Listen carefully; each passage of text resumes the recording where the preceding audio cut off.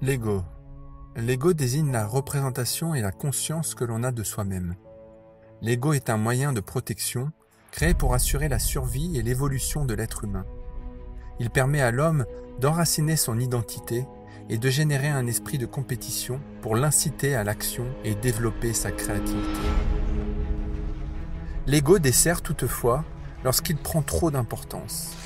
Il est alors détourné de son but premier. Il devient dans ce cas le centre de conflits personnels et relationnels. À force de ne pas vouloir nous sentir rejetés, ou tout simplement nous sentir dévalorisés ou jugés, nous nous sommes trop souvent créés de fausses identités. Nous ne cultivons plus notre propre identité. Nous souhaitons coûte que coûte appartenir à un groupe ou alors ressembler à tel ou tel genre de personne. Cultive ta différence. Si je te demandais de t'identifier, ton ego peut bien être attaché à ton statut social, ou bien tes propriétés, ou bien encore ton physique.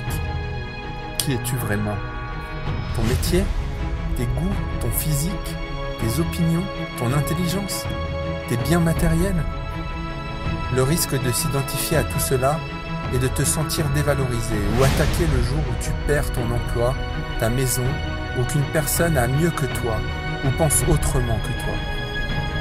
Moins on sait qui on est, et plus on a envie de ressembler aux autres. Le problème est qu'en voulant appartenir à un groupe, ou vouloir ressembler à ce qu'on estime être un modèle, on décide alors de gommer nos différences, et on tait ce que l'on est, ce que l'on pense. Cela crée donc une perte d'identité, de repères, qui va à l'encontre du but recherché de valorisation et d'appartenance. Ainsi, la représentation de nous-mêmes peut nous éloigner de qui nous sommes vraiment. Socrate le disait déjà, ne te prends pas pour ce que tu n'es pas. Lorsque nous arrêtons de jouer un rôle, tout commence peu à peu à nous sourire dans la vie. Malheureusement, beaucoup ne pourront s'aimer tant qu'ils n'auront pas perdu quelques kilos, gagné du muscle, obtenu l'emploi tant désiré, l'augmentation ou la personne tant convoitée. Souvent, nous mettons une condition à notre amour, mais nous pouvons changer. Nous pouvons nous aimer tels que nous sommes à cet instant. L'échec permet d'expérimenter la vie, alors que la réussite nous pousse à nous identifier au succès, et donc trop souvent à nous perdre.